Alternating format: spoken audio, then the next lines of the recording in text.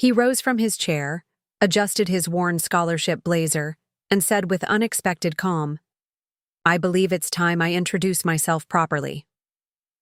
The elegant banquet hall fell completely silent. My son, Jordan, just 18 years old, in the scholarship uniform he'd been ridiculed for wearing all evening, walked confidently to the center of the room. He stopped directly in front of Dean Harrington and the board members who had spent the night dismissing him as one of those charity cases. With unwavering composure, Jordan reached into his pocket, pulled out a small, worn business card, and placed it on the table. "Before we jump back in, tell us where you're tuning in from, and if this story touches you, make sure you're subscribed, because tomorrow I've saved something extra special for you." "My name is Jordan Chen," he announced, his voice steady and clear. "And while you've been laughing at my community scholarship, I thought you should know that my grandmother, Mei Lin Chen, is the actual owner of this university." I'll never forget how the oxygen seemed to vanish from that room in an instant. Dean Harrington's champagne glass froze halfway to his lips. The board members who had been snickering behind Jordan's back all evening suddenly looked like they'd seen a ghost. Professor Westfield, who'd loudly questioned how these scholarship students even get in just minutes earlier, went so pale I thought she might faint.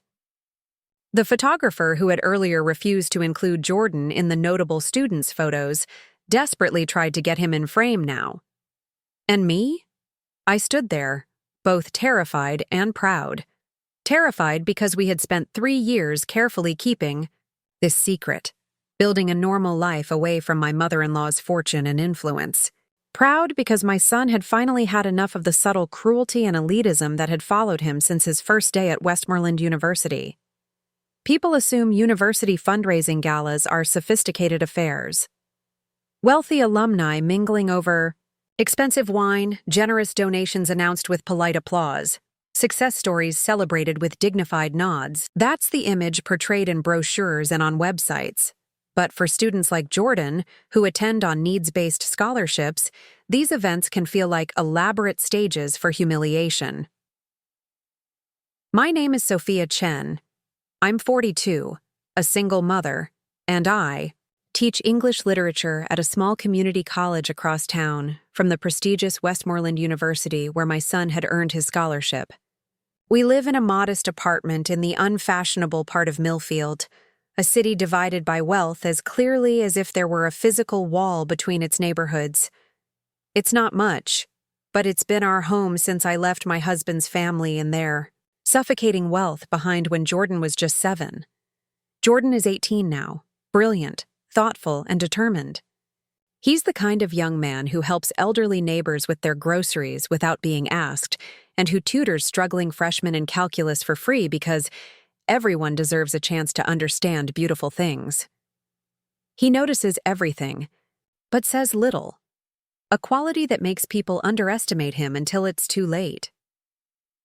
3 years ago, when Jordan received his full scholarship to Westmoreland, I was thrilled but terrified. Westmoreland wasn't just any university. It was owned by my former mother-in-law's corporation. The same woman I'd walked away from after my husband's death, rejecting her offer to take care of us, because her help always came with control. The same woman who had tried to fight me for custody, claiming I couldn't provide the proper environment for her grandson. Jordan and I had made a pact when he applied. No one at Westmoreland would know about his connection to the Chen family. He would earn his place fairly, use his father's anglicized middle name on the application, and prove himself through merit alone. For 3 years he had kept that promise, enduring the sideways glances and whispered comments about scholarship students with quiet dignity. But this gala, this celebration of excellence as they called it, had pushed him past his breaking point. I saw it building throughout the evening, when he was seated at the far table, away from the legacy students, when the alumni children were introduced and celebrated while scholarship recipients were lumped together as, and others attending, through our community outreach initiative. When Dean Harrington suggested that perhaps Jordan might be more comfortable serving drinks rather than drinking them, Each slight added weight to my son's shoulders, but his face betrayed nothing. He stood straighter, smiled politely, and navigated the room with a composure that made my heart ache. This wasn't new to him. It was just more blatant tonight, more concentrated, as if the expensive champagne had dissolved whatever thin veneer of civility usually covered the disdain. I wanted to protect him. I wanted to shout the truth across the room, that this university wouldn't even exist without his grandmother's money, that the building we stood in literally bore his family name, although few connected the Chinese characters engraved above, the entrance with the awkward scholarship student in the corner. But I had promised him this was his battle to fight however he chose. As the evening progressed, Jordan grew quieter, more observant. I recognized that look, the same one his father had when he was making a decision that would change everything. And then, just after Dean Harrington had finished his speech about the Westmoreland legacy of excellence and pointedly ignored Jordan's award-winning research project while praising lesser achievements from wealthy students, I saw Jordan take a deep breath.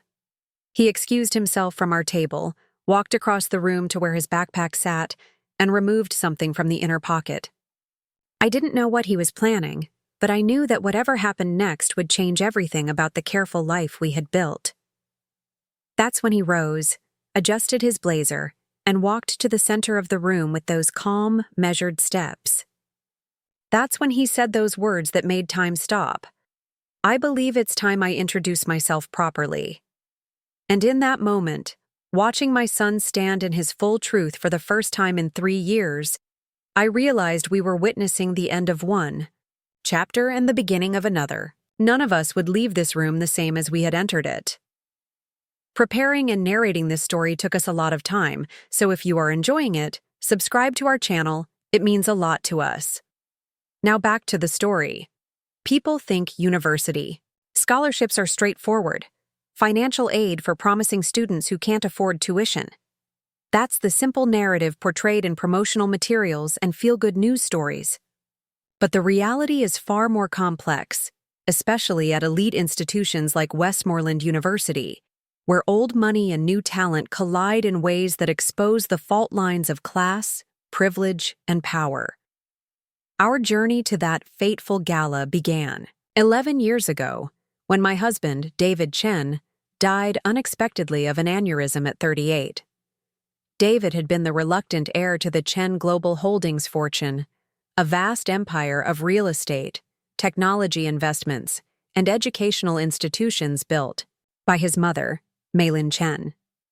Unlike his mother, who ruled her business kingdom with unwavering precision, David had been gentle, thoughtful, more interested in teaching mathematics than acquiring assets. We'd met at graduate school, him hiding his family name, me a first-generation college student working 3 jobs to afford my English literature degree. By the time I discovered who his family really was, I was already deeply in love with the man who left anonymous tips larger than the bill and who spent weekends teaching math to kids in underserved neighborhoods. When David proposed, he warned me that accepting meant entering a world I couldn't imagine. "My mother builds empires," he said, "but she forgets that empires need hearts, not just walls." Still, nothing prepared me for the reality of the Chen family, the multiple homes, the staff, the expectations, and most of all, Mei Lin herself. A formidable woman who had transformed herself from a penniless immigrant to one of the wealthiest self-made businesswomen in the country through sheer force of will. She never approved of me. In her eyes, I lacked ambition, connections, and most unforgivably, I encouraged David's wasteful philanthropic tendencies. When Jordan was born, the tension only increased. Mei Lin had definite ideas about how her only grandchild should be raised, with multiple tutors, carefully selected playmates, and a predetermined path to eventually take over the family business. For 7 years, we managed a delicate balance, accepting some of her financial support while maintaining boundaries around our family life. David served as the buffer between his mother's expectations and our desire for a relatively normal life. Then came the aneurysm, sudden, Devastating. Final.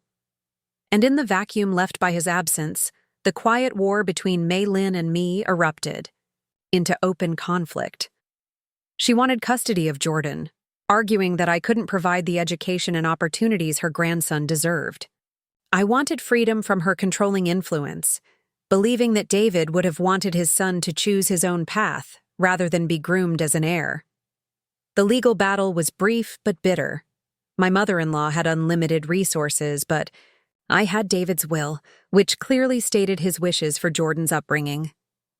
In the end, we reached an uneasy compromise. I would have full custody, but Mei Lin established a trust for Jordan's education. Then I made a decision that shocked everyone. I walked away from all of it. I resigned from my position at the gay private school where David and I had taught, moved Jordan across the city to a modest apartment in Millfield's East Side, and took a job teaching at Riverside Community College. "You're punishing him for your pride," Mei Lin said the day we left the family estate. "He deserves better than community college aspirations." "He deserves to be known for himself, not his inheritance," I replied. The look of incomprehension on her face told me everything I needed to know about the fundamental difference in our values.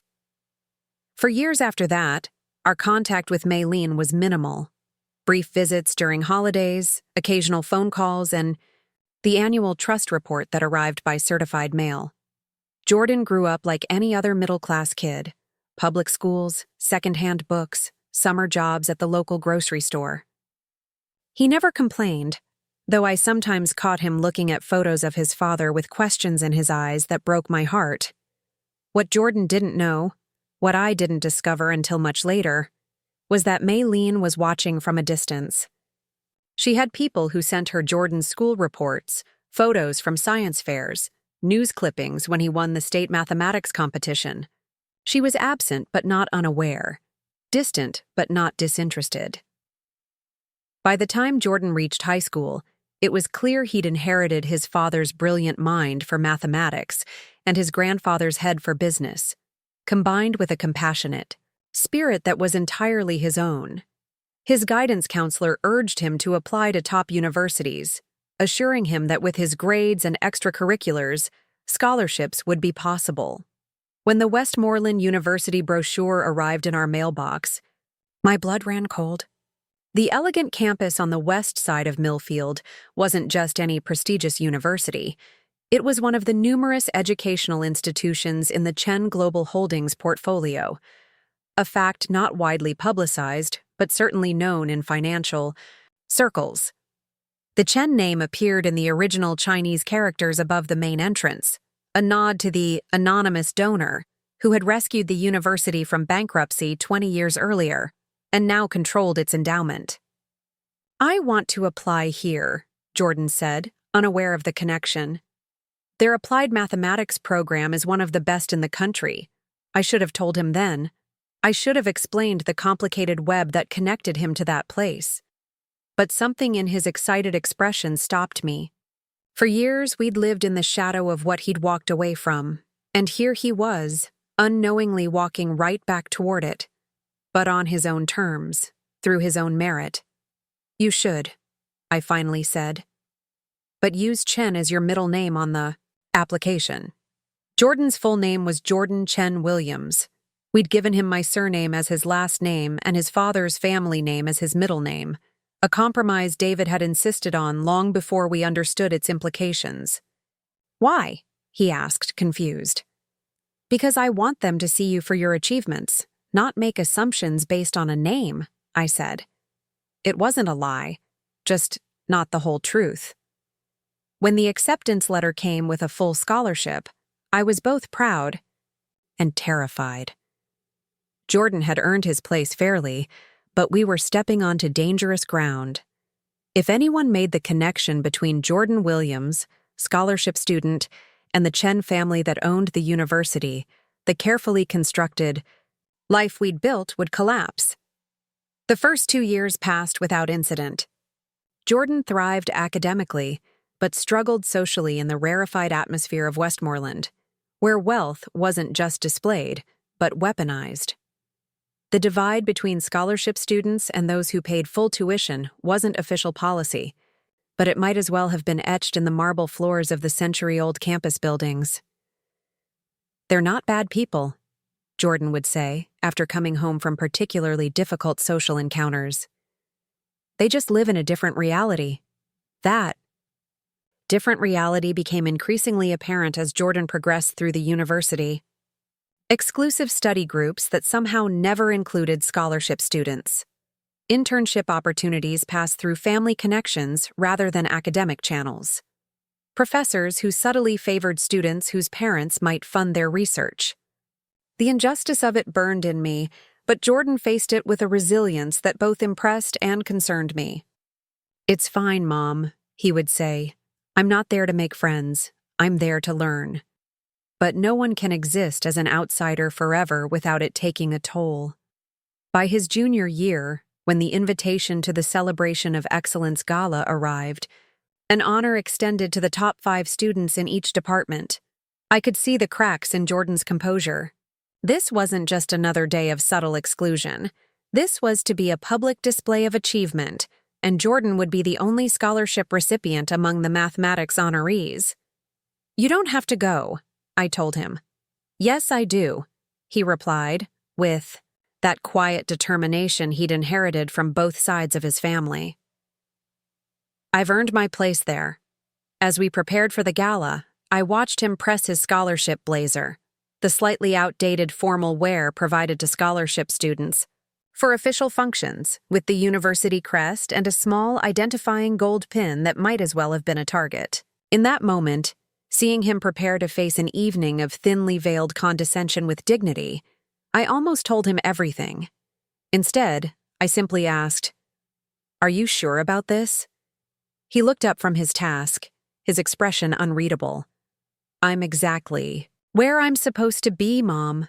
Trust me." I had no idea then how prophetic those words would prove to be, or how completely one evening would transform everything we thought we knew about belonging, justice, and the true meaning of legacy. Jordan had always been an observer. Even as a child, he would sit quietly in corners at family gatherings, watching interactions with those thoughtful dark eyes that seemed to absorb everything. It was a quality I recognized from his father, that ability to remain still in a world that demanded constant motion, to listen when everyone else was speaking. But where David's quietness had been born of gentle contemplation, Jordan's had been forged in the crucible of loss and adaptation. I remember the day, about 6 months after we left the Chen estate, when Jordan came home from his new public school, with a bruised cheek and a torn backpack. He was 9 then, still adjusting to our drastically changed circumstances. I panicked, of course, demanding to know what happened, already mentally composing the outraged email I would send to his teacher. "Some kids were making fun of Miguel's clothes," he explained calmly, holding a bag of frozen peas against his face. "They said his family must be poor because his shoes had holes. So I told them that material possessions are a poor metric for measuring human worth." He paused, considering. "They didn't like that." "So they hit you?" I asked, horrified. He shrugged. "I stood in front of Miguel. They were aiming for him." That was Jordan, always placing himself between the vulnerable and those who would harm them, even at personal cost. And always articulating complex moral positions with vocabulary several grades above his age level, a trait that endeared him to teachers and sometimes alienated peers. As he grew older, Jordan developed a careful social camouflage. He learned to modulate his vocabulary depending on his audience, to hide his more esoteric interests, to deflect questions about our modest lifestyle or his absent father. He became adept at making himself simultaneously visible in classrooms, where his academic performance demanded attention, and invisible in social settings where differences in wealth and background were harshly policed. By the time he entered Westmoreland University, this duality had become second nature. He would return from classes animated about mathematical concepts I barely understood, eyes bright with intellectual excitement. Then, almost imperceptibly, he would shift when talking about campus social life, his voice becoming more measured, his expressions carefully neutral. "Do you have friends there?" I asked once about midway through his freshman year, after noticing he rarely mentioned classmates by name. "I have productive academic relationships," he replied with that small, ironic smile he used when sidestepping. "Emotional landmines."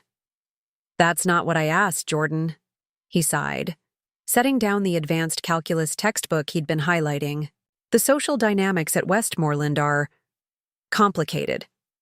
There's a clear delineation between scholarship students and legacy admissions. Crossing that line requires more energy than I'm willing to expend for potentially minimal returns." "You sound like your grandmother when you talk like that," I said, before I could stop myself. Instead of being offended, he laughed, a genuine, spontaneous sound that momentarily transformed him from a solemn young adult back into the little boy who used to chase butterflies in the garden of the Chen estate. Maybe there's more of her in me than either of us wants to admit. That was the paradox of Jordan.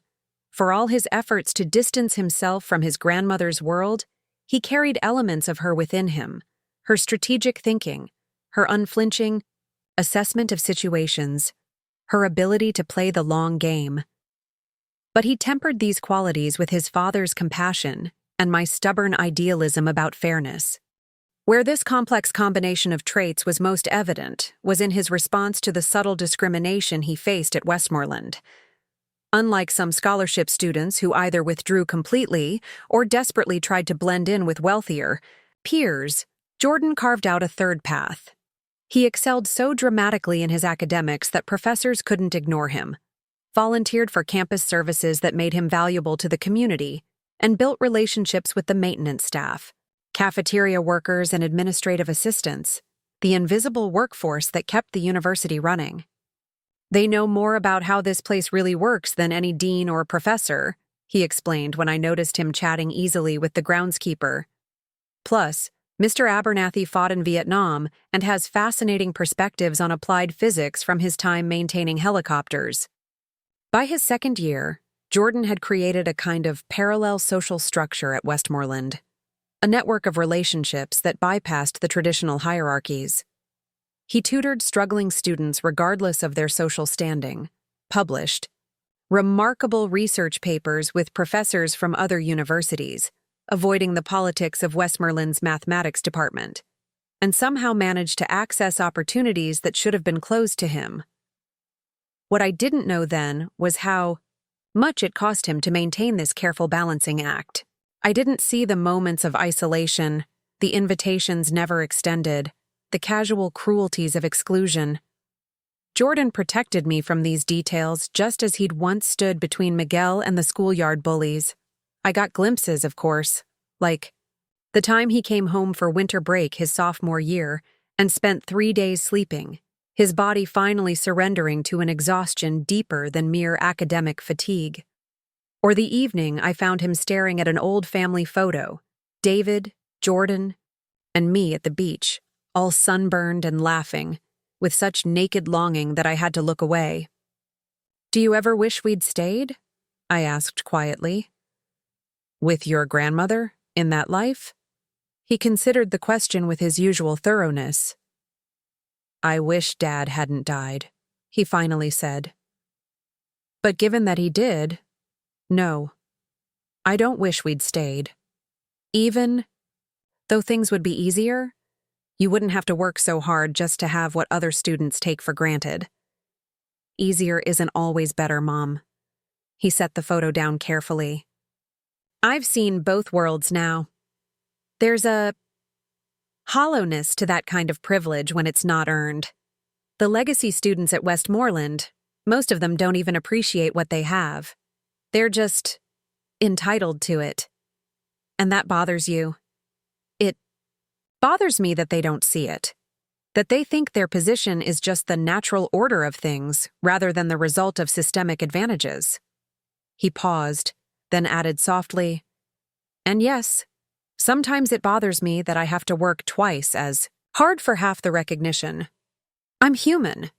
Those moments of vulnerability were rare, More often, Jordan kept his struggles private, channeling his frustrations into his academic work and his growing interest in educational equity.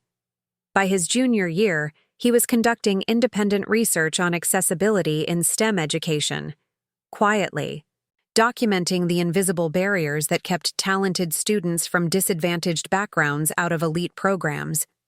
I worried about him, of course. About the pressure he put on himself, about the isolation he downplayed, about the weight of secrets we carried. But I also marveled at his resilience, at the young man he was becoming despite, or perhaps because of, the obstacles in his path.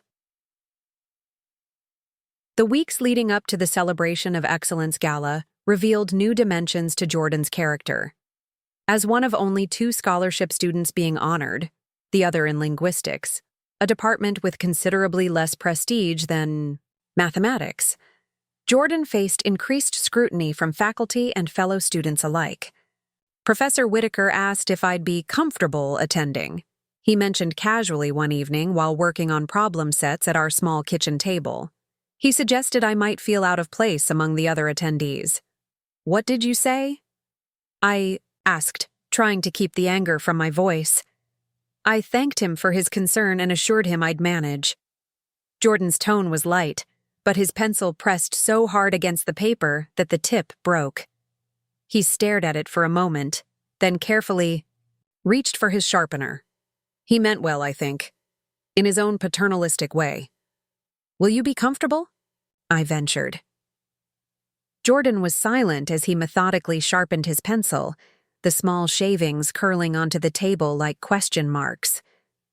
"Define comfortable," he finally said. It was such a typical Jordan response, answering a question with a request for semantic precision, that I had to smile despite my concern. "Emotionally at ease, not feeling like you're walking into a hostile environment." Then no. He tested the pencil point against his thumb. "But comfortable isn't my goal. Recognition is." He looked up then, with an expression that reminded me so forcefully of Mei Lin during business negotiations that I almost gasped. "I've earned my place at that table, Mom, and I intend to claim it." The week of the gala, something shifted in Jordan.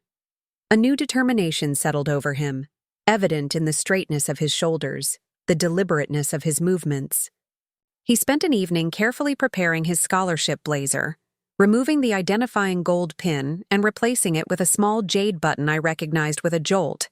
It had been David's, a gift from his mother when he graduated from university. "Did you get that?" I asked, staring at the familiar green stone that had adorned my husband's formal wear for special occasions. "Grandmother gave it to me last Christmas," he said, not meeting my eyes. "During that brief visit when you had the flu." I absorbed this information slowly. "You've been in contact with her more than the official visits?" He nodded, still focused on adjusting the button. "Email mostly. Sometimes video calls when you're teaching evening classes." The revelation should have hurt. This secret connection he'd maintained with the woman I'd walked away from. Instead, I felt a strange relief. Jordan had a right to know his grandmother, to form his own relationship with her independent of my complicated history. "Why didn't you tell me?" I asked, keeping my voice neutral. He finally looked up, his expression a complex mixture of apology and resolve. "At first, I was just curious about her, about that side of my heritage. Then, I don't know. It became something private, something that was just mine." He hesitated. "And I think I was protecting you too. I know what she represents to you." I moved to sit beside him on the couch, taking in the sight of my son in his formal wear, no longer a child, but a young man standing on the threshold of his future. "You don't need to protect me, Jordan, don't I?" he asked quietly. "Isn't that what we've been doing for each other since Dad died? Finding ways to shield each other from pain?" His perception struck me silent. He was right, of course.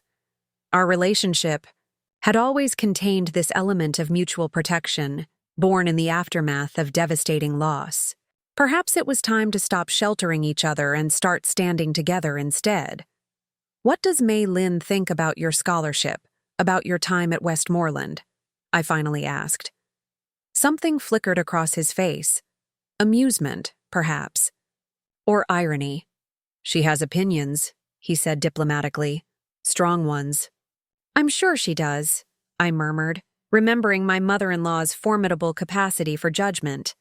"But she respects my choices, even when she doesn't understand them."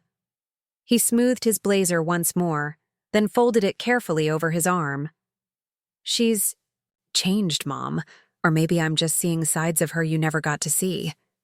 I nodded, recognizing the gentle rebuke for what it was. A reminder that people are complex, capable of growth, of containing contradictions.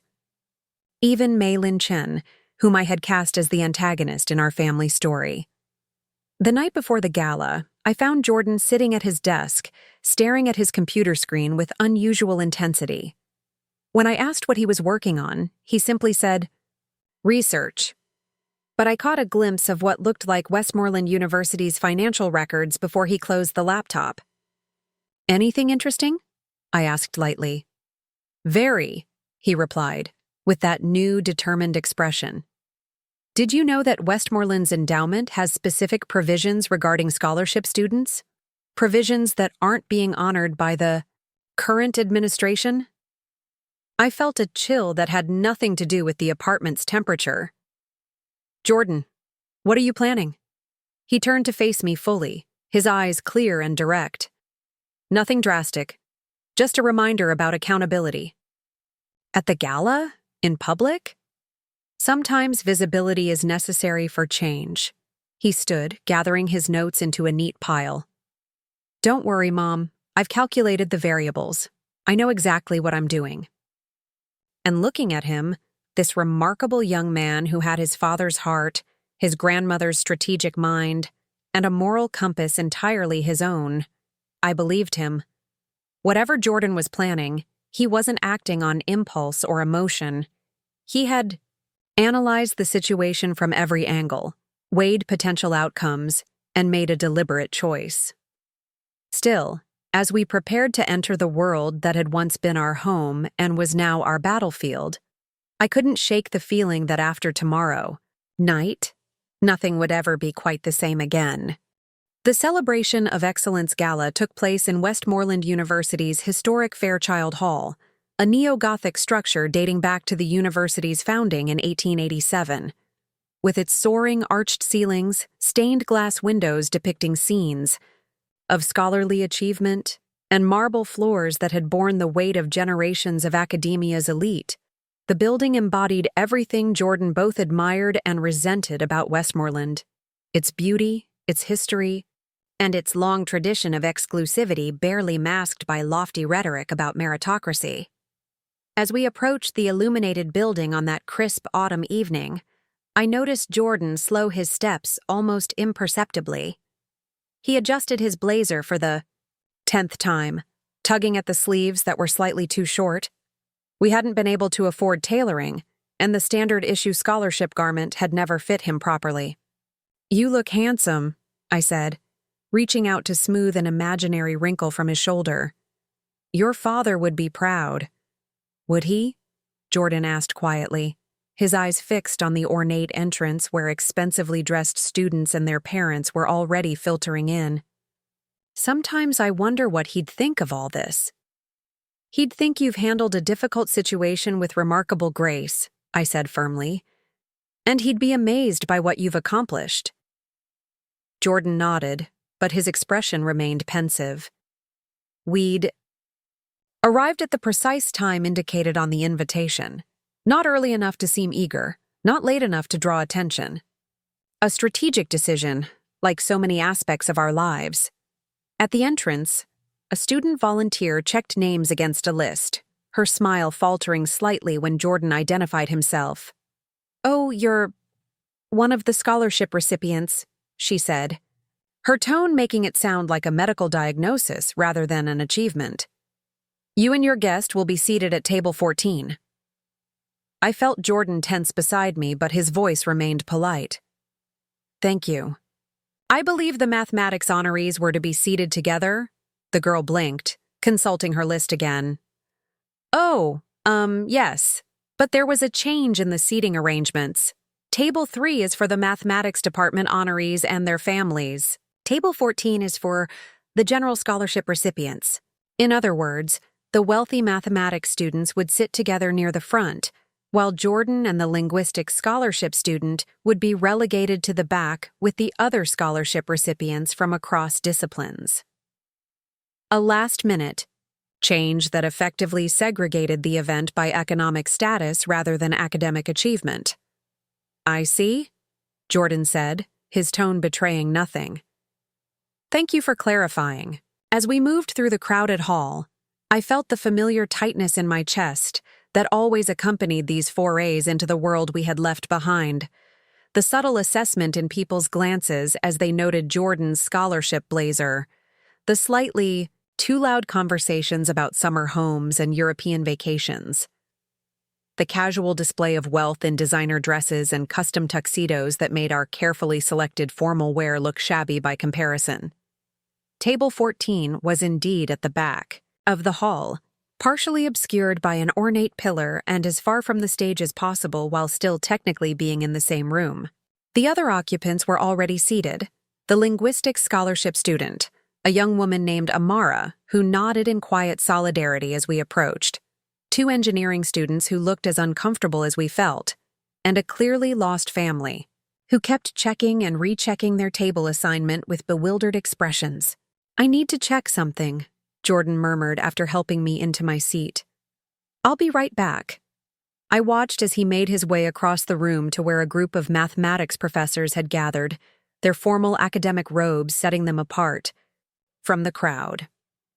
Professor Whitaker, Jordan's academic advisor and the one who had expressed concern about his attendance, looked up with visible surprise as Jordan approached. Their conversation was brief, Whitaker's expression moving from polite dismissal to something like alarm. Jordan simply nodded, as if confirming something he had already suspected, then returned to our table. Everything all right? I asked as he took his seat beside me. Just confirming a hypothesis, he replied cryptically, his eyes scanning the room with calm assessment. The first hour of the gala unfolded with excruciating predictability. Speeches from the university president and various deans extolled Westmoreland's commitment to excellence in all forms, while carefully avoiding any mention of the growing wealth disparity among its student body. Student performances showcased talents clearly honed through years of expensive private lessons. Donors were recognized with effusive gratitude, their contributions to various facilities and programs highlighted with professional video presentations. Not once in this parade of achievement was there mention of the scholarship program or its recipients, despite the university's marketing materials prominently featuring diversity and inclusion initiatives that relied heavily on these same students for photogenic evidence of institutional equity. Jordan observed it all with that focused attention I had come to recognize as his data-gathering mode. He wasn't just enduring the evening. He was documenting it, filing away each slight and omission like evidence for a case he was building. Occasionally he made notes on his phone, his fingers moving swiftly over the screen. As dinner was served, an elegant but bland affair that seemed designed to offend no one's palate, Dean Harrington made his way to our table. Tyson Harrington had been appointed Dean of Students 3 years earlier, shortly after we'd left the Chen estate. With his carefully cultivated salt and pepper, beard and penchant for quoting obscure philosophers, he had a reputation for progressive rhetoric that rarely translated into meaningful action. Jordan, he said with practiced warmth that didn't reach his eyes. I'm pleased you could join us this evening. Your work in multivariable optimization has been noteworthy. Jordan inclined his head slightly. Thank you, Dean Harrington, though I'm curious why the mathematics honorees have been separated for tonight's recognition. The dean's smile tightened almost imperceptibly. Ah, yes, A last-minute adjustment to accommodate some unexpected guests. I'm sure you understand the logistics of an event this size require flexibility. Of course, Jordan replied smoothly. Flexibility is valuable, as is transparency. Something in his tone caused the dean to study him more carefully. Indeed. Well, enjoy your evening. The scholarship recognition will be part of the general acknowledgments later in the program. As he moved away, Amara leaned across the table. They always do this, she whispered. Last year's Linguistic Excellence Award went to a scholarship student, too. They announced it during dessert when half the room had already left. Jordan's eyes followed Dean Harrington back to the prestigious table where the other mathematics. Honorees sat with their families. It's not an oversight, he said quietly. It's by design. Throughout the meal, a steady stream of faculty members stopped by our table, not to engage with the scholarship students, but to briefly acknowledge Jordan before returning to more socially advantageous conversations elsewhere. Each interaction followed the same pattern: superficial praise for his academic work, conspicuous avoidance of any mention of his scholarship status, and rapid retreat before any substantive discussion could develop. Between these drive-by recognitions, Jordan continued his note-taking, occasionally sharing observations with Amara that caused her to nod in grim understanding. I caught fragments of their conversation, something about endowment allocations, board member conflicts of interest, and statistical disparities in program funding that disproportionately impacted scholarship students.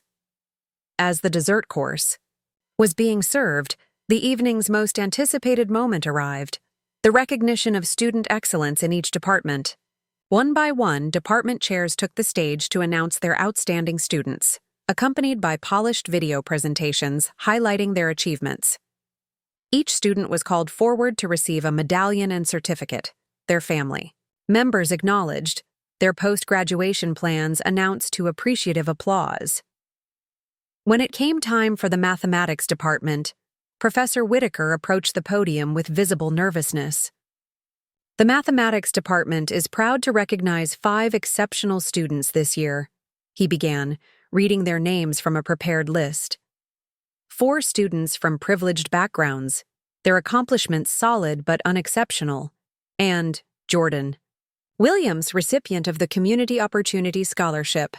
The distinction was subtle but unmistakable. The other students were simply named, their achievements speaking for themselves. Jordan was labeled, his presence requiring explanation. As Jordan rose to join the other honorees on stage, I noticed a ripple of whispers moving through the audience. His scholarship blazer stood out starkly against the custom tuxedos and designer dresses of his peers, the jade button at his collar catching the light as he moved. The video presentation began, highlighting each student's contributions to the field. The others received elaborate productions featuring interviews with family members, footage of their extracurricular activities, and testimonials from professors. When Jordan's segment arrived, it was noticeably shorter, just a brief mention of his published paper on optimization algorithms and a generic stock photo of a student studying, not even an actual image of Jordan himself. I felt my hands clench into fists beneath the table, my nails digging into my palms as I fought to maintain my composure. This was beyond oversight or carelessness. It was systematic erasure, a deliberate minimizing of achievements that should have been celebrated. As the students received their medallions, I saw Jordan exchange a look with Professor Whitaker, not angry or accusatory, but calm and knowing, as if confirming something they both already understood. The professor's hand trembled slightly as he placed the medallion around Jordan's neck. The students were then invited to share brief remarks about their Westmoreland experience and future plans. The first 4 spoke with practiced ease about prestigious graduate programs, family legacies at the university, and gratitude for the connections they had forged during their time at Westmoreland. When Jordan's turn came, he stepped to the microphone with that same measured composure he had maintained all evening. I'd like to thank the mathematics department for this recognition, he began, his voice clear and steady. Particularly Professor Whitaker, who has been a valuable mentor despite certain institutional constraints on his ability to fully support scholarship students. A murmur ran through the audience at this departure from the expected script of unqualified gratitude. Professor Whitaker shifted uncomfortably, and Dean Harrington leaned forward in his seat with narrowed eyes. "I'd also like to acknowledge my fellow scholarship recipients," Jordan continued, "many of whom have achieved excellence while navigating barriers invisible to most of the Westmoreland community. Their resilience is as impressive as their academic contributions, though it rarely receives the same recognition." The tension in the room was palpable now. This was not the polite, deferential speech expected from a scholarship student. This was something dangerous, truth-telling dressed in formal wear. "Finally," Jordan said, "I want to express my appreciation to the donor whose endowment makes the Community Opportunity Scholarship possible. Without their specific provisions regarding diversity and inclusion, provisions that are directly acknowledged in Section 5.3 of the Endowment Agreement, but rarely implemented in practice, many of us would not be here tonight." Dean Harrington was on his feet now, moving swiftly toward the stage with a fixed smile that looked more like a grimace. "Thank you, Jordan, for those thought-provoking remarks," he said, smoothly taking control of the microphone. "We appreciate your perspective, and of course value all our students equally." As Jordan returned to our table, I saw something had changed in his expression. The careful neutrality had given way to a quiet resolve. He checked his phone, nodded once as if confirming something, then leaned over to whisper in my ear. "She's here," he said simply. "Who's here?" I asked, though a cold certainty was already forming in my chest. "Grandmother, she just arrived." Before I could process this information, Dean Harrington was at the podium again, his voice taking on a new, almost reverential tone. "Ladies and gentlemen, we are honored to announce the arrival of a distinguished guest. Though she rarely attends university functions, she has made an exception for tonight's celebration. Please welcome Ms. Mei Lin Chen, CEO of Chen Global Holdings and one of Westmoreland University's most generous benefactors." The doors at the back of the hall opened, and every head turned to watch as Mei Lin Chen entered the room. At 73, she remained a commanding presence. Elegant in a traditional kipao of midnight blue silk, her silver hair swept into an immaculate chignon, her posture as straight as a blade. She moved through the suddenly hushed ballroom with unhurried confidence, acknowledging the murmured greetings of those fortunate enough to be seated along the center aisle with slight nods. Jordan rose to his feet, and I followed, my heart racing. With a mixture of apprehension and something like exhilaration, after 11 years of careful separation, the worlds we had kept apart were about to collide.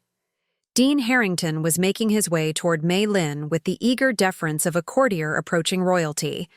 But before he could reach her, Jordan stepped into the aisle, directly in her path.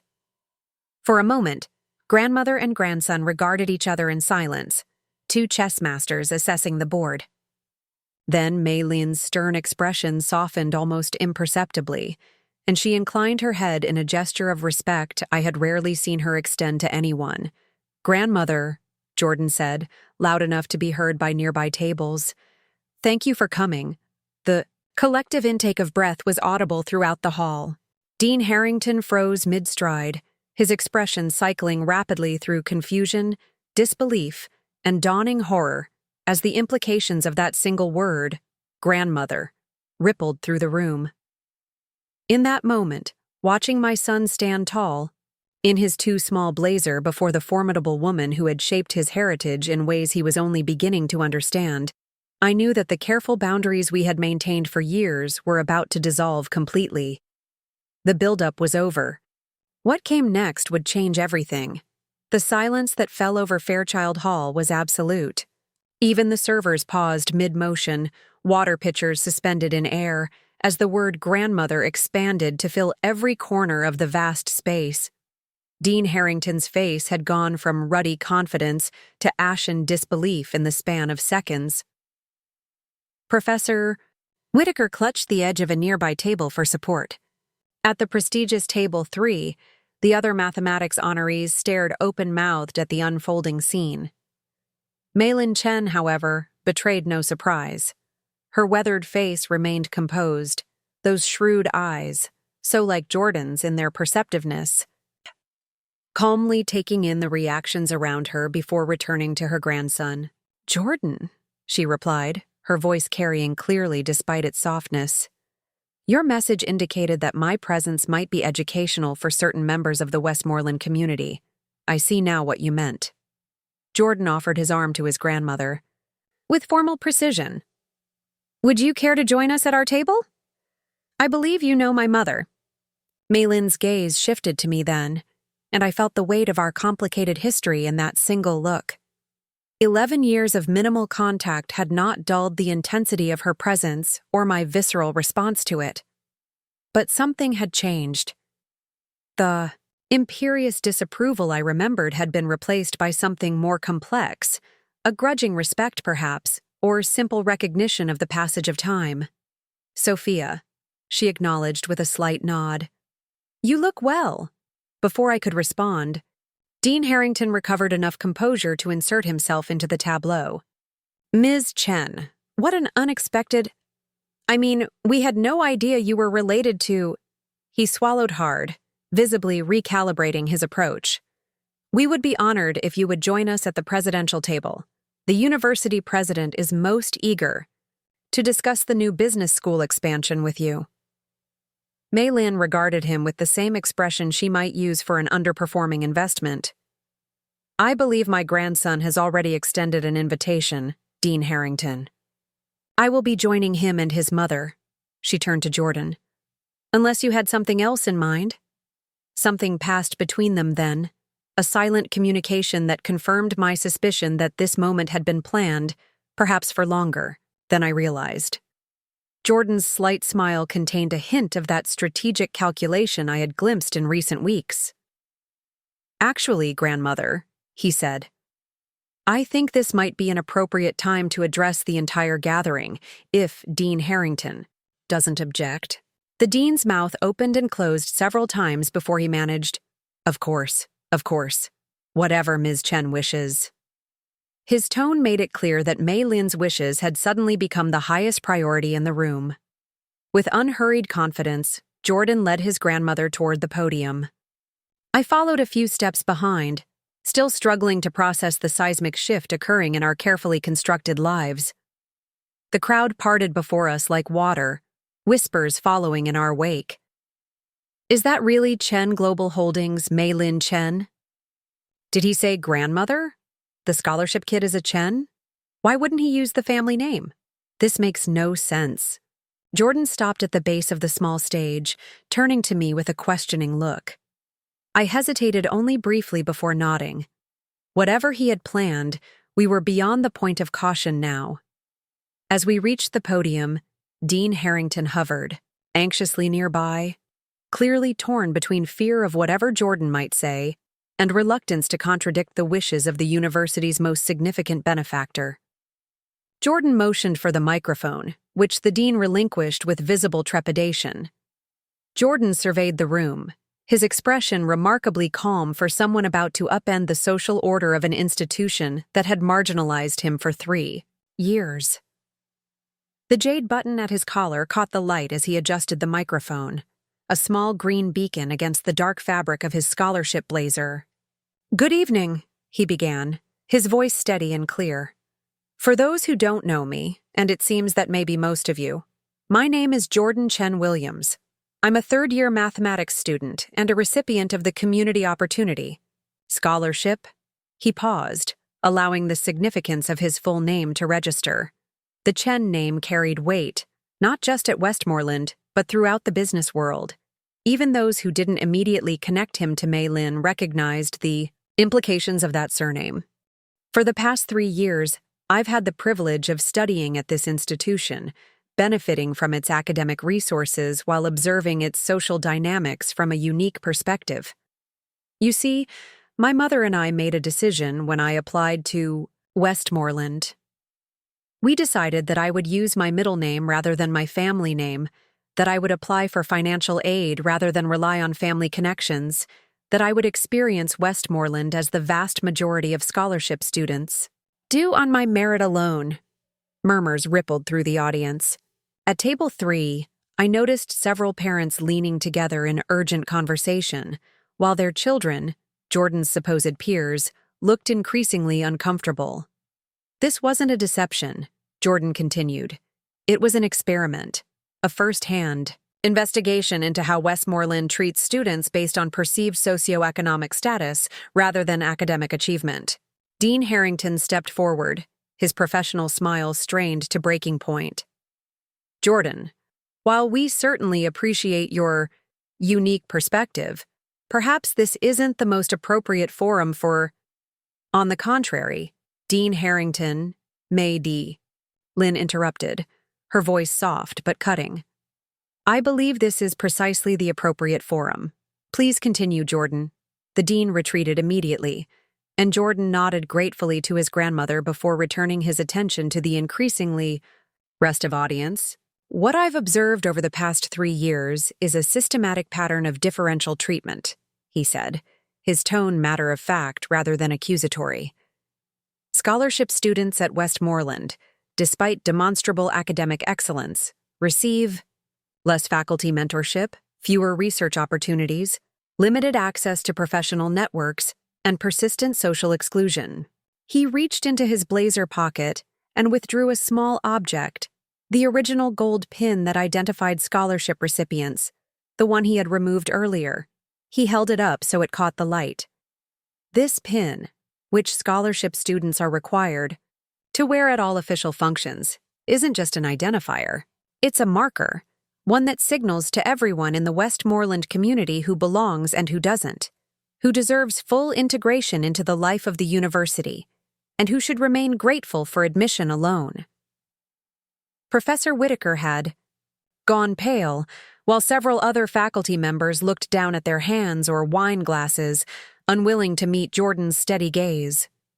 In the back of the hall, I noticed several scholarship students from other departments silently entering, positioning themselves along the walls. Amara must have messaged them after Jordan's earlier remarks.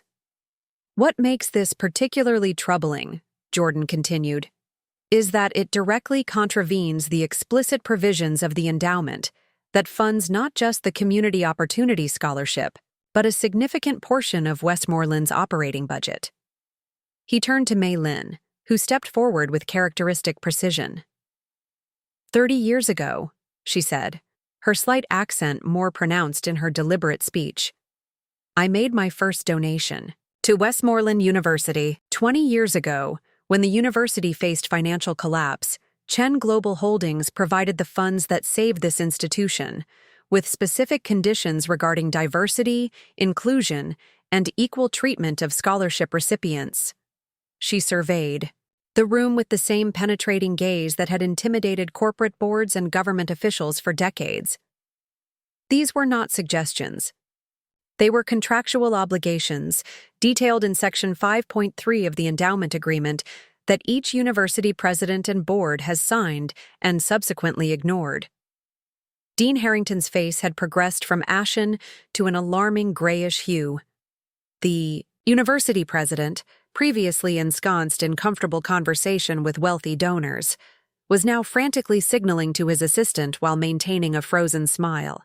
My grandson, Mei Lin continued with a hint of pride that brought unexpected tears to my eyes, has done what 3 generations of university leadership have failed to do. He has documented, systematically and comprehensively, the disparity between Westmoreland's public commitment to meritocracy and its private perpetuation of privilege.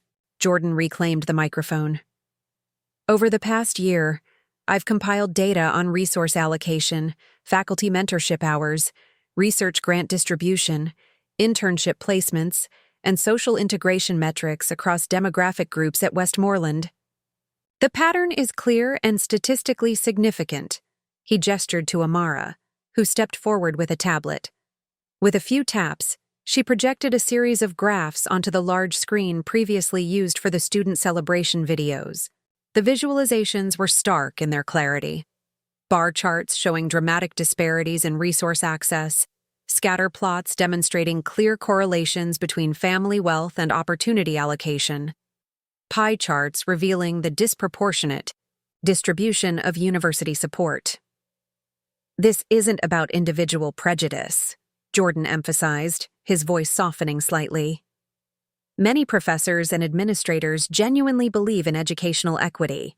This is about institutional structures and unexamined assumptions that reproduce inequality even within spaces dedicated to intellectual achievement. He turned to face the mathematics department faculty directly. When Professor Whitaker advised me against attending tonight, he wasn't being cruel. He was trying to protect me from exactly this kind of marginalization. He gestured toward the segregated tables, the minimal recognition, the subtle indicators of second-class status that permeated the event. He recognized the system for what it is, even if he felt powerless to change it. Professor Whitaker looked up then, meeting Jordan's gaze with a complicated mixture of shame and relief. The question before us, Jordan continued, addressing the entire hall again, is not whether inequality exists at Westmoreland. The data makes that undeniable. The question is whether we have the courage to acknowledge it and the commitment to address it. He reached into his other pocket and withdrew a folded document. This proposal contains concrete recommendations for policy changes, accountability measures, and implementation timelines that would bring Westmoreland into compliance with both the letter and spirit of the Chen Endowment Agreement. Dean Harrington, seemingly unable to help himself, blurted out, "This is highly irregular. There are proper channels for—" "Which have been consistently blocked," Jordan interrupted calmly. "I've submitted versions of these recommendations through official channels 3 times over the past year. Each submission was acknowledged, filed, and effectively ignored." Mei Lin stepped forward again, her presence commanding immediate attention. "As the primary benefactor of this institution, I find this situation unacceptable.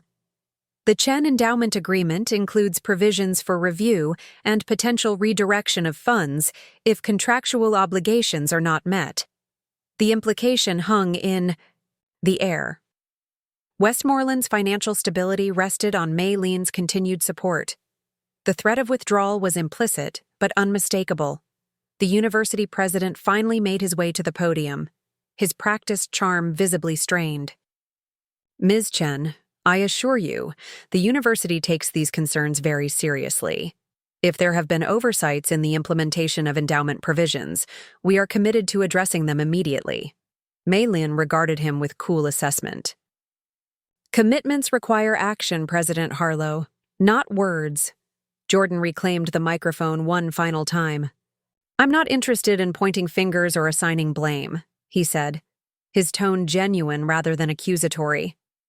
"What matters is creating a Westmoreland that truly lives up to its stated values, a community where excellence is recognized regardless of background, where opportunity is distributed based on potential rather than privilege." He turned to the scholarship students who had gathered at the back of the hall. "The question isn't whether we belong here. We've proven that through our achievements. The question is whether Westmoreland is willing to fully belong to all of its students." With that, he stepped away from the podium, returning the microphone to its stand with the same careful precision that characterized everything he did. The silence that followed was profound, not the shocked stillness of earlier, but something more contemplative, as if the entire room was reassessing not just Jordan, but their own place in the system he had so clearly illuminated. It was Amara who broke the silence, beginning to applaud from our table. She was joined immediately by the other scholarship students, then by scattered faculty members, then by growing numbers of guests who recognized the truth in what they had heard.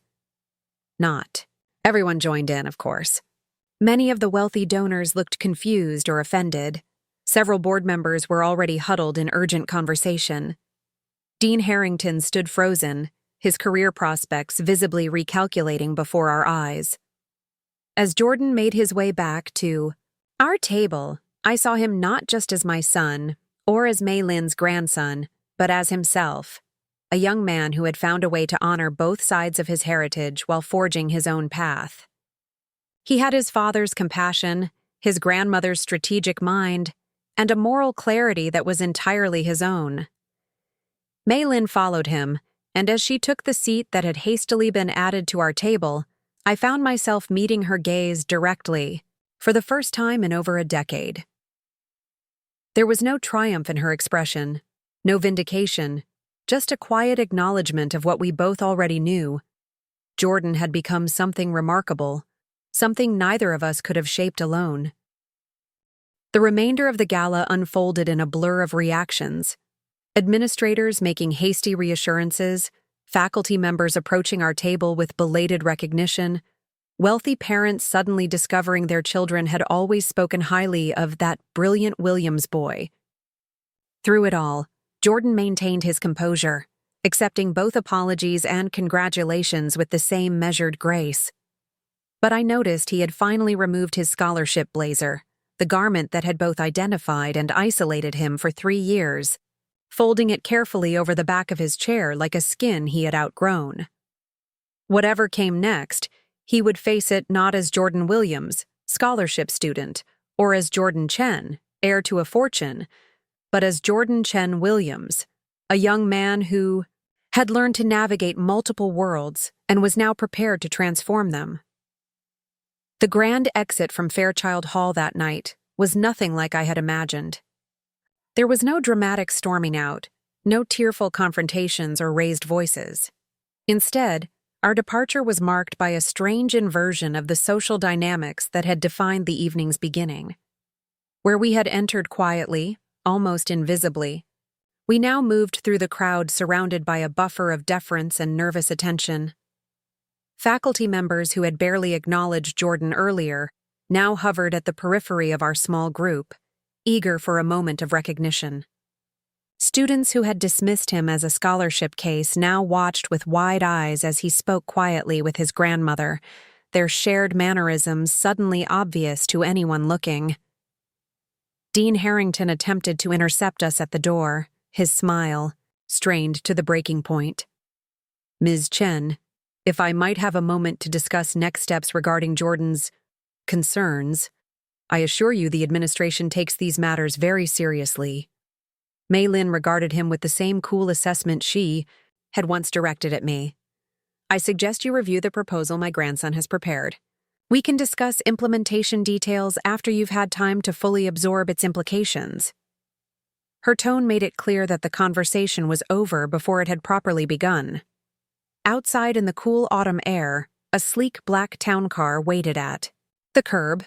Mei Lin's driver must have been notified of her early departure. As we stood on the steps of Fairchild Hall, I felt a familiar tension rising in my chest. After years of carefully constructed separation, what were the boundaries now? Would Jordan and I return to our modest apartment while Mei Lin retreated to her corporate suite? Would we acknowledge what had happened and then go back to our separate worlds? Jordan seemed to sense my uncertainty. He turned to Mei Lin with that direct gaze that always seemed beyond his years. "Would you join us for tea, grandmother? I think there are conversations the three of us should have." Mei Lin's expression softened almost imperceptibly. "That would be appropriate, yes." She glanced at me, a question in her eyes that I never thought I'd see from the formidable matriarch who had once deemed me unworthy of her son. I nodded, surprised by my own lack of hesitation. "Our apartment isn't far," I said, then added with a touch of the defiance I had never quite shed. "It's small but comfortable." "I'm sure it is," Mei Lin replied, and if there was judgment in her tone, I couldn't detect it. The drive to our apartment in Mei Lin's town car was a study in contrasts, the luxury of the vehicle at odds with the increasingly modest neighborhoods we passed through. Jordan sat between us, physically bridging the gap that 11 years of silence had created. He seemed remarkably at ease, as if orchestrating confrontations between university administrations and billionaire benefactors was something he did every weekend. "How long have you been planning this?" I finally asked, curiosity overcoming my lingering shock. Jordan considered the question with his usual thoroughness. The specific intervention at the gala, about 6 months. The documentation of disparities, nearly 2 years. And you never thought to mention it to me? I couldn't keep the hint of hurt from my voice. He turned to me, his expression earnest. I considered it many times, but I knew it would put you in a difficult position, torn between supporting me and protecting the life we'd built. I didn't want to force that choice until I was certain of the outcome. And were you? Certain? A small smile played at the corners of his mouth. 92% confident of a positive resolution. The remaining 8% involved scenarios where Westmoreland chose financial collapse over reform, which seemed statistically unlikely given the board's risk profile. From the other side of the car, Mei Lin made a sound that might almost have been a chuckle. You analyze contingencies like your grandfather did. He would calculate probability distributions for every board meeting outcome. It was the first time I'd ever heard her speak of her late husband with anything approaching warmth. For all the years I'd known her, Mei Lin's past had been a closed book.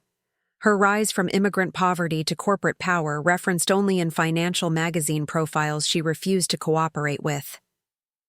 When we arrived at our apartment building, a modest mid-century structure with window air conditioning units and a perpetually out-of-order elevator, I felt a momentary flash of the old defensiveness. The last time Mei Lin had evaluated my living situation, she had found it so lacking she had tried to take custody of her grandson. But as we climbed the 3 flights of stairs to our unit, she made no comment about the peeling paint or the flickering hallway light, only paused briefly on the second-floor landing to catch her breath. My apologies, she said when she noticed my concerned glance. Time spares no one, not even stubborn old women. The simple acknowledgement of vulnerability from someone I had always perceived as indestructible struck me silent. By the time we reached our apartment door, some essential shift had occurred. Not forgiveness exactly, but a willingness to see each other anew. Our apartment was exactly as we had left it hours earlier.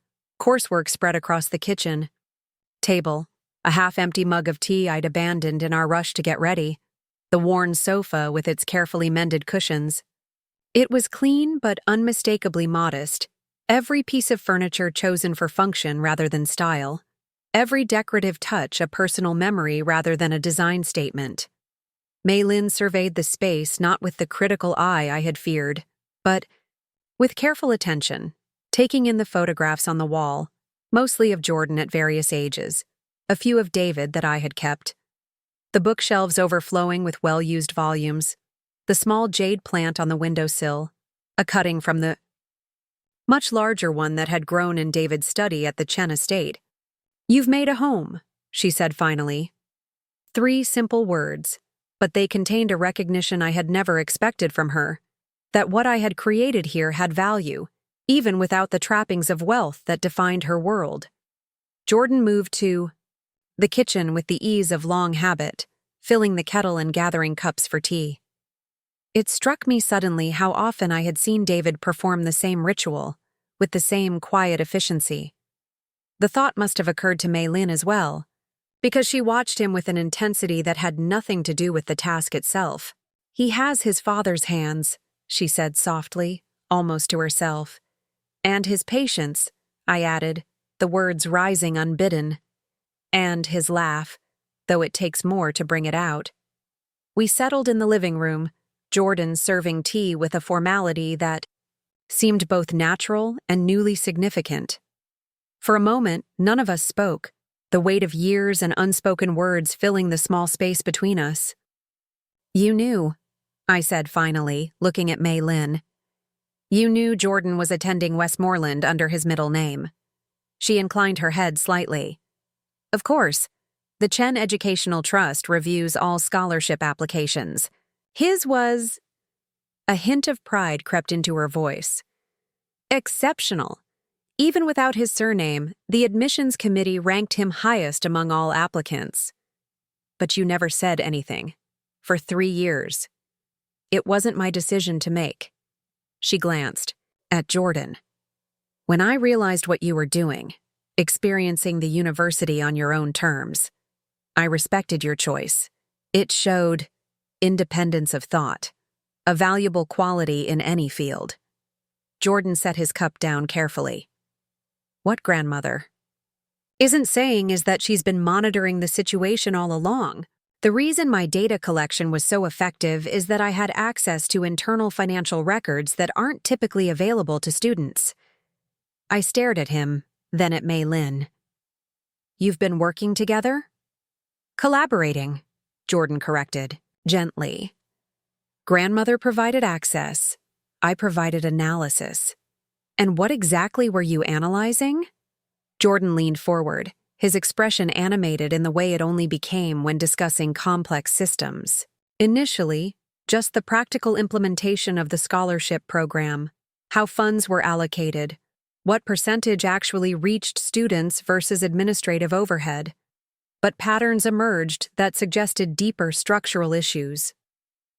Structural? Issues that contradicted the terms of my endowment, Mei Lin added, her business voice briefly reasserting itself. Chen Global Holdings doesn't make charitable donations. We make strategic investments with clear expectations of return. In this case, the expected return being educational equity, Jordan explained. The original endowment agreement requires that scholarship students receive equivalent resources, opportunities, and integration as full tuition students.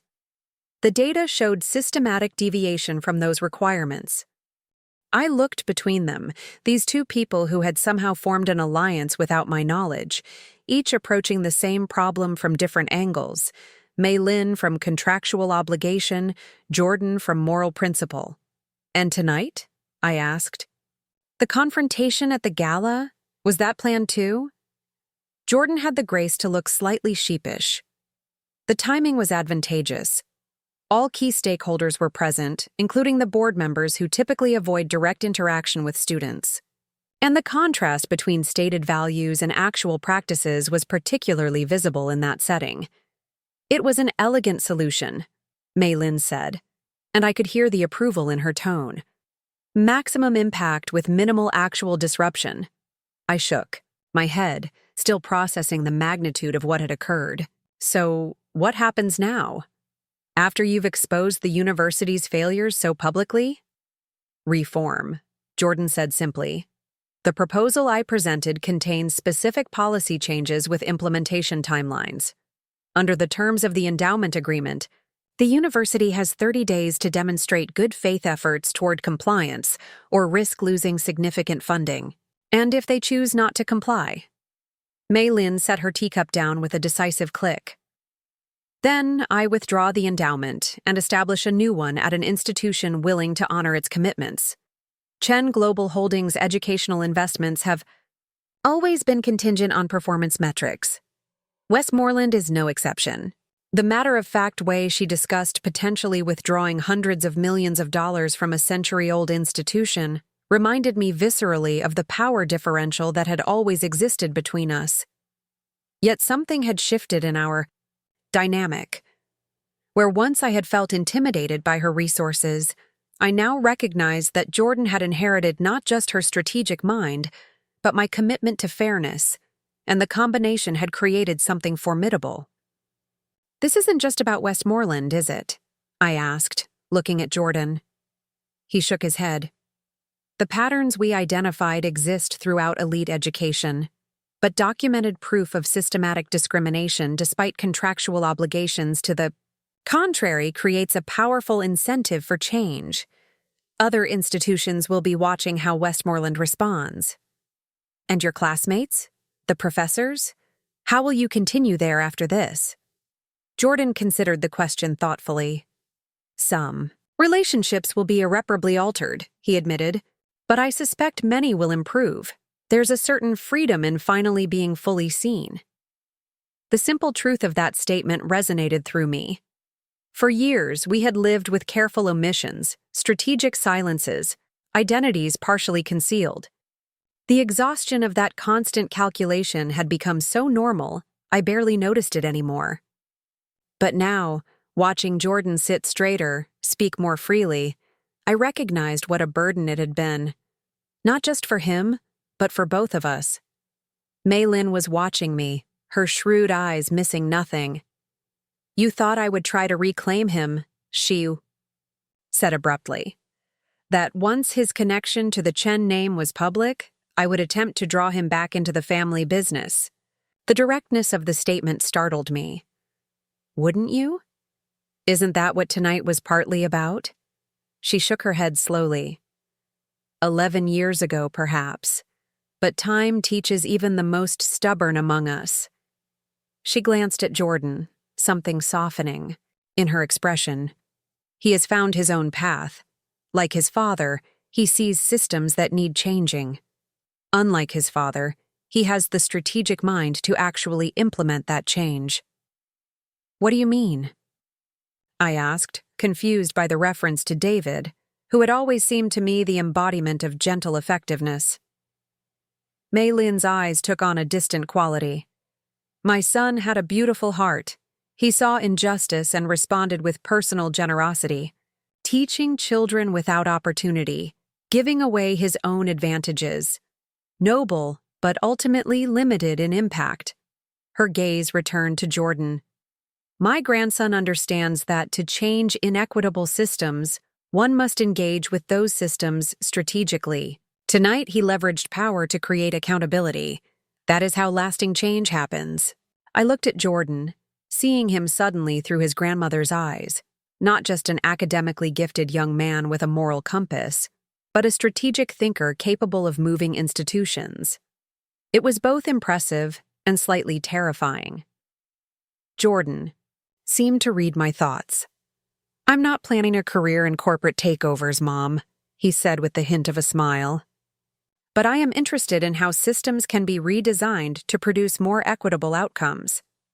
The conversation continued late into the night, moving from the immediate aftermath of the gala to broader questions of identity, responsibility, and reconciliation.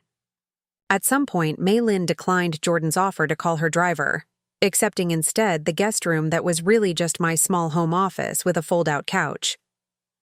As I prepared the room, removing stacks of student essays to make space, I caught sight of the three of us reflected in the window glass. Mei Lin with her elegant posture even at this late hour, Jordan moving between us with the ease of someone accustomed to bridging worlds, and me, still slightly wary, but no longer defensive. We weren't a conventional family by any measure. The hurts of the past hadn't magically dissolved. The fundamental differences in our worldviews hadn't disappeared. But something had shifted. A door had opened between worlds that had been separated for too long. As Jordan said goodnight to his grandmother at the guest room door, I heard him say quietly, "Thank you for coming tonight. I made a promise." "To your father before he died," she replied, her voice lower but still audible in the quiet apartment. "That I would protect you, whatever that required. Even if it meant protecting you from my own expectations."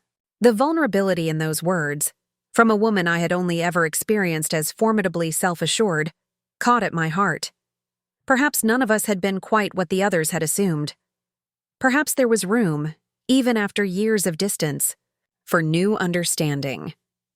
As I turned away to give them privacy, I caught sight of David's photograph on the wall, his expression kind and slightly amused, as if he had always known that eventually the two halves of his son's heritage would find a way to reconcile.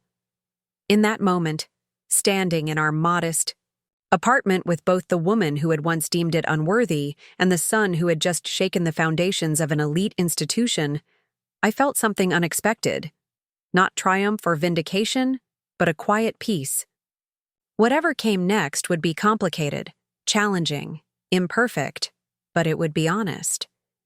And after years of careful half-truths, that honesty felt like the beginning of something new.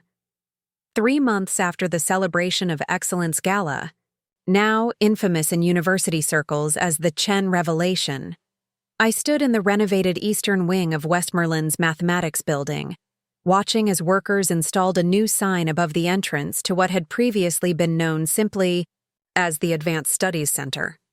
The polished brass lettering now read, the David Chen Williams Center for Educational Equity in Mathematics, a name that acknowledged both sides of Jordan's heritage and the principles that had guided his father's too brief life. "What do you think?" Jordan asked, coming to stand beside me. Grandmother insisted on the full name, though I tried to convince her that was excessive. "It's perfect," I said, meaning it. "Your father would have been honored but also slightly embarrassed by the attention." Jordan laughed, the sound echoing in the high-ceilinged hallway. "That's exactly what Grandmother said. Apparently, when they named the business school's East building after Grandfather, Dad tried to have the sign installed at night so there wouldn't be a ceremony." These casual references to family history, to shared memories between Jordan and Mei Lin, still occasionally, caught me off guard. After years of careful separation, the sudden integration of our lives had moments of surreal disconnection, as if I were watching scenes from an alternate timeline where we had never left the Chen estate, never crafted our careful independence. But the reality was far more complex and, ultimately, more satisfying than either complete separation or complete absorption had been. In the months since the gala, a new equilibrium had emerged, not without challenges, but with an honesty that made even the difficult conversations worthwhile. The changes at Westmoreland had been swift and substantial. President Harlow had taken early retirement 2 weeks after the gala, citing personal reasons that everyone understood to be a graceful exit before potential dismissal. Dean Harrington had been reassigned to alumni relations, a position that utilized his networking skills while removing him from direct influence over student experiences. The Board of Trustees had been expanded to include 2 positions specifically designated for representatives from underrepresented communities. Most significantly, the scholarship program had been completely restructured. The identifying pins were eliminated, along with the separate blazers that had visually segregated scholarship students from their peers. Financial aid information was now confidential, accessible only to the specific administrators who needed it for processing purposes. A new Office of Educational Equity had been established to monitor resource allocation, mentorship opportunities, and social integration, with regular public reporting on key metrics.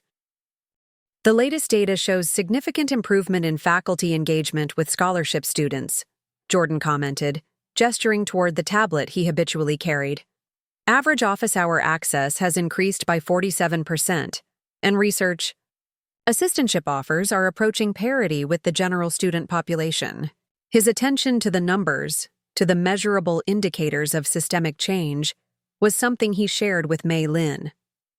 Both approached the world through the lens of quantifiable outcomes, though Jordan tempered this with his father's humanistic concern for individual experiences. "And how about the less measurable changes?" I asked. "The atmosphere? The day-to-day interactions?" Jordan considered this thoughtfully. Variable. Some faculty and students adapted immediately, either because they already recognized the inequities or because they're pragmatic enough to align with the new expectations. Others are more resistant, though they've learned to keep it less visible. He smiled slightly. Having the Chen name does tend to reduce the more overt expressions of elitism. That was an understatement.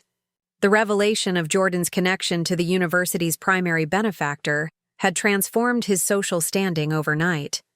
Where he had once been tolerated at best, ignored at worst, he was now the subject of intense interest and sometimes transparent attempts at cultivating connection.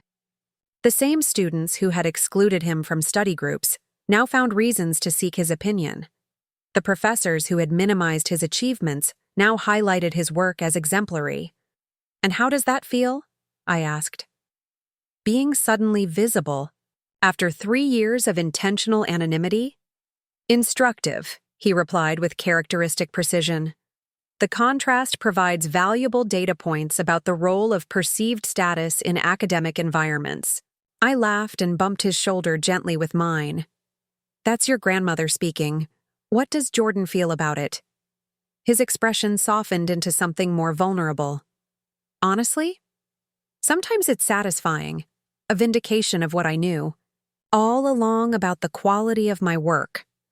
Other times it's infuriating, a reminder that the same ideas are valued differently depending on who presents them. He paused, watching the workers adjust the final letter on the sign. Mostly, though, it's just tiring. Being a symbol takes energy that I'd rather put into actual mathematics. That was the unexpected challenge of our new reality. Jordan had become not just a student but a symbol, of privilege recognizing its power, of merit overcoming artificial barriers, of the complex intersection of wealth and responsibility. It was a role he hadn't sought but couldn't avoid, not after the public nature of his stance at the gala. What surprised me most was how Mei Lin had supported his navigation of this new territory. Rather than pushing him toward greater visibility, or leveraging his story for corporate reputation enhancement, approaches I had feared from her, she had instead provided pragmatic counsel on managing public attention while protecting private space for his actual academic work. Symbols serve their purpose, she had told him over dinner at our apartment the week after the gala, but they must not consume the person behind them. Your father never learned that balance. He let his rejection of family expectations define him as much as conformity would have. The comment had startled me, a perspective on David I had never considered. Had his gentle resistance to his family's business empire been its own form of reaction rather than authentic choice? It was uncomfortable to consider, yet contained.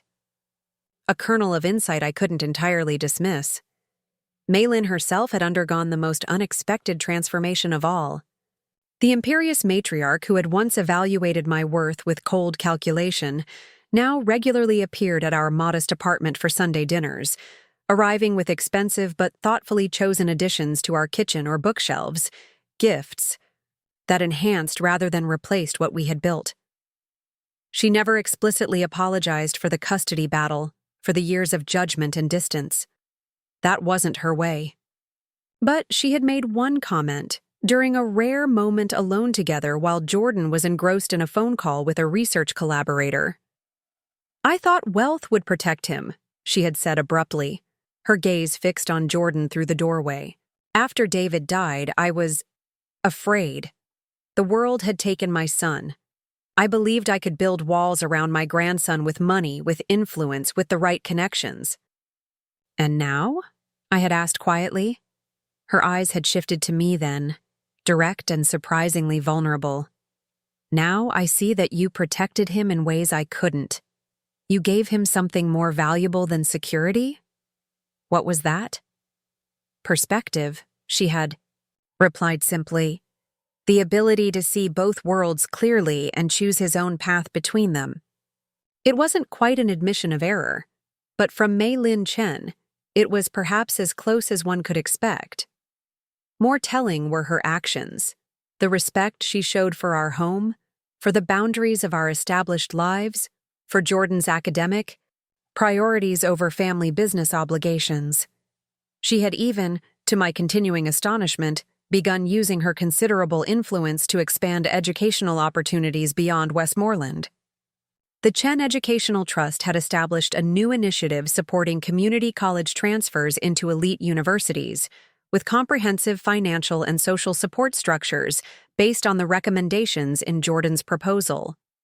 Your son has identified systemic inefficiencies in talent development, she had explained when announcing the program, transforming a moral imperative into the language of business productivity that her corporate board could readily embrace. It was, in its way, a perfect fusion of the values that had shaped Jordan from both sides of his heritage.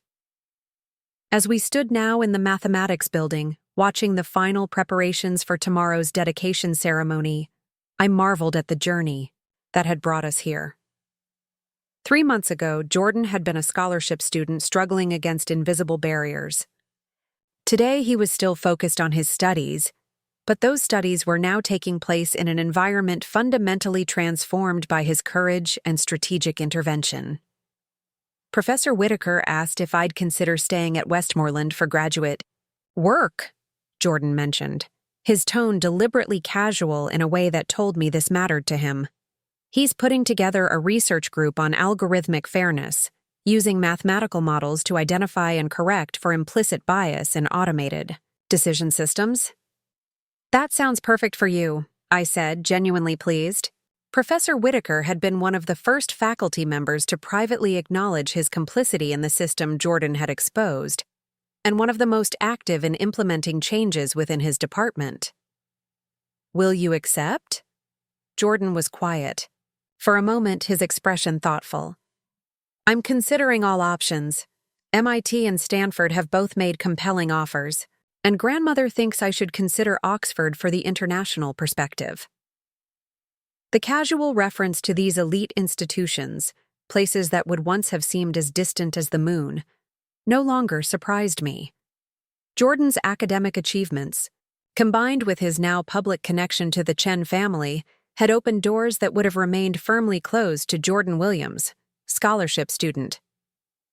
But you're leaning toward staying, I guessed, reading the consideration in his expression. He nodded slowly.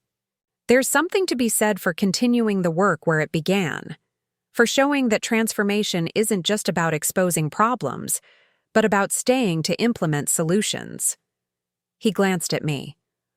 What do you think? I think you should go where the work excites you most, I said honestly. Not where obligation, to Westmoreland or to your grandmother's preferences, directs you. And if staying at Westmoreland means living at home for another few years? He asked, a hint of his rare playfulness emerging. Would my tuition-free presence be welcome?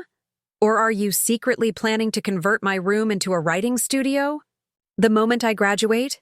I laughed, linking my arm through his as we turned to leave the building. Your home will always be your home, Jordan, in whatever form that takes. As we stepped outside into the bright spring afternoon, I spotted Mei Lin's distinctive figure across the quadrangle, engaged in what appeared to be an intense conversation with the new university president. Even at a distance, her commanding presence was unmistakable, though the rigid formality I remembered from years ago had softened almost imperceptibly. She's negotiating expanded funding for the transfer student program, Jordan explained, following my gaze. The president is hesitant about the proposed scale, but he'll agree in the end.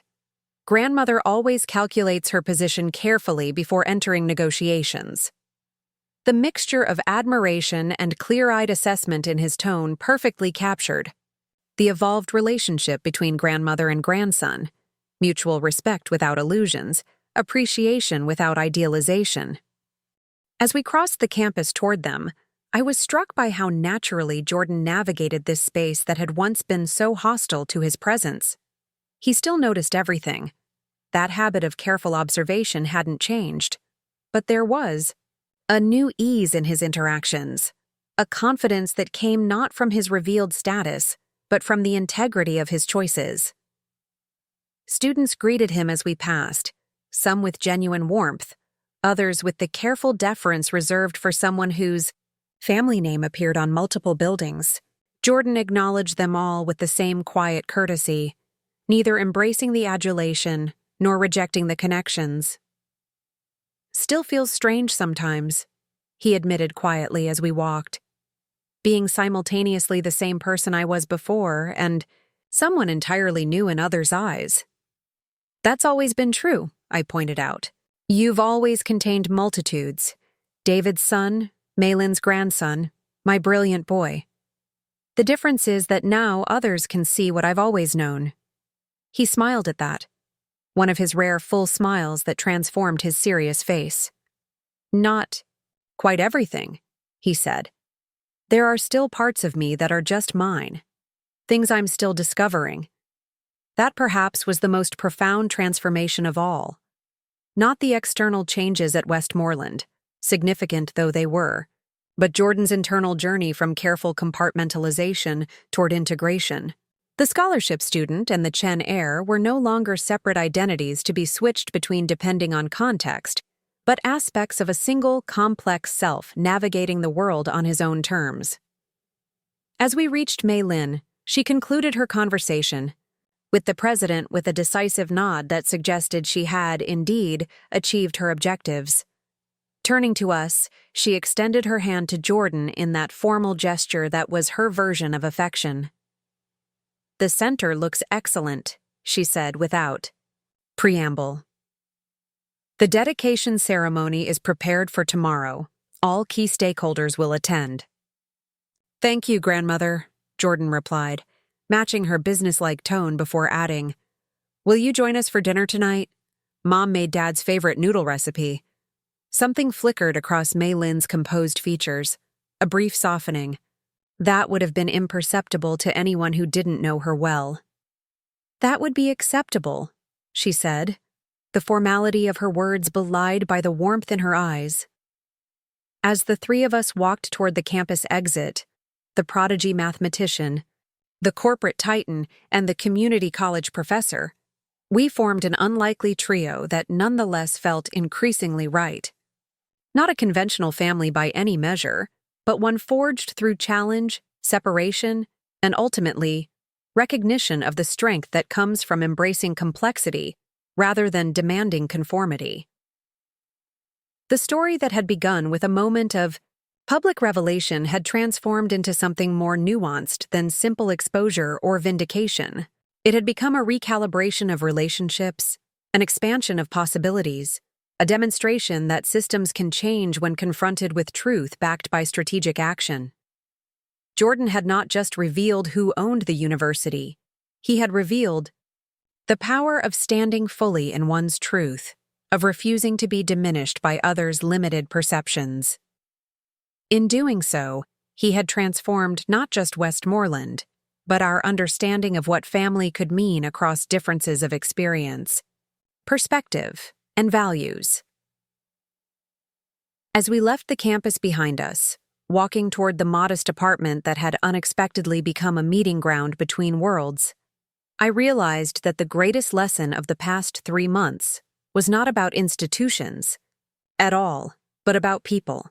Our capacity to grow beyond fixed roles, to forge connections across seemingly unbridgeable divides, to find strength in the very complexities that once seemed to separate us. The mockery of Jordan's scholarship had indeed ended when he revealed who owned the university, but the true revelation had not been about ownership of an institution. It had been about owning our complete selves, contradictions, complications, and all, and finding that when we do so with courage and clarity, we create space for others to do the same. That transformation, unlike the brass lettering being installed on buildings or the policy changes recorded in university documents, wasn't something that could be quantified or measured. But it was perhaps the most enduring change of all, one that would continue to shape not just Jordan's future, but all the lives his journey had touched along the way, including, most unexpectedly, my own. Up next, you've got 2 more standout stories right on your screen. If this one hit the mark, you won't want to pass these up. Just click and check them out.